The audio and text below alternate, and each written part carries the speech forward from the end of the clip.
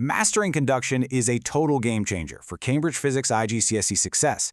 It literally pops up in every single examination series. Yet, year after year, candidates, myself included back in the day, just throw away easy marks. So welcome to this explainer. Today, we're diving into a zero-fluff, high-mark strategy to crack these conduction questions by looking exactly at what examiners secretly demand to see on your paper. 0. Yep, take a hard look at that number. 0. I was absolutely shocked to realize that this is the exact number of marks awarded for generic, vague answers, no matter how well you actually understand the underlying physics. Reading straight from the source, the principal examiner report puts it bluntly. The classic mistake is providing generic answers not specific to the question context. This is such a painful trap, right? We're talking about dropping from an A star to an A or a B to a C simply because a technically correct answer wasn't tied to the specific scenario on the page. Superficial breadth just doesn't cut it here. Examiners are hunting for analytical depth. Okay, let's dive into this. Looking at the data, it's super clear that we need a system. So I found this incredible 4-step answer framework that transforms basic theoretical foundations into top-tier marks. Step 1, identify the core concept. Step 2, extract the relevant evidence or data from the text, tables, or experimental variables given to you. Step 3, apply your scientific reasoning. And Step 4, honestly, the absolute most critical one, execute it using precise examiner wording. That's how you build a logical, structured response that practically forces the examiner to hand over the mark. Now, keep that framework in the back of your mind, because in just a moment, I'm going to reveal a classic hidden examiner clue that completely changes how you answer. It's basically a cheat code for unlocking the highest band of marks. But if we don't grasp the core concepts first, that clue will make absolutely no sense when you're sitting in the exam room. So let's tackle the core theory first. Conduction in solids is defined as the transfer of thermal energy via lattice vibrations and the movement of free electrons. Now, memorizing that is great, sure, but the examiner reports show it's simply not enough unless we apply what they call a deconstruct, solve, evaluate approach. You really have to know how to use these terms in action to earn full marks in a complex application question. And this brilliantly illustrates the difference. Imagine someone just writes, heat moves through the solid.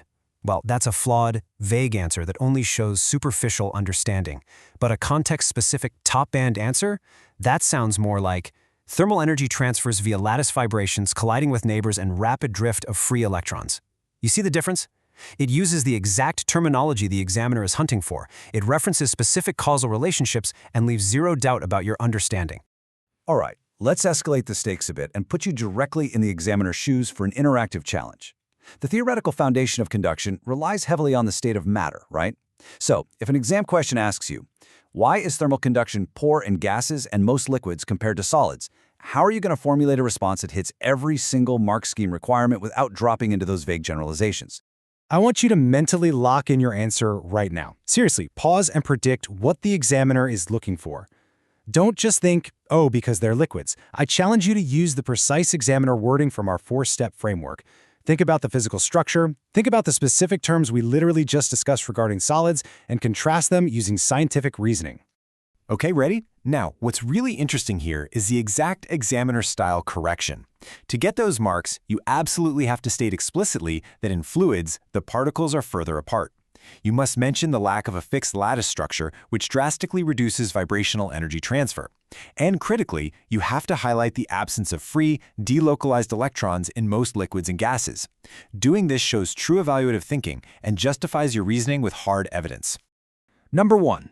Let's transition quickly into the top 3 warnings directly from the principal examiner reports. Vague answers cost you marks. Examiners don't want general statements. They want you to be as specific as a GPS. When you're describing experiments demonstrating good and bad thermal conductors, you must detail the lattice vibrations and explicitly mention the free electrons. If the question involves an experiment, extract the relevant data and present it with the correct terminology. Being superficial? That's your biggest enemy here. Warning number 2. Formatting and presentation. You wouldn't believe how heavily candidates ignore this. The procedural framework in physics relies on what examiners call the method mark strategy. That means marks are actually awarded for the process itself. If you forget to check your format, fail to use proper headings, skip clear annotations, or hide your logical steps, you are going to lose those crucial method marks. Systematic processing means executing your analysis with crystal clear working. And warning number 3. This is where we finally close that open loop I mentioned at the very beginning of this explainer, the hidden examiner clue.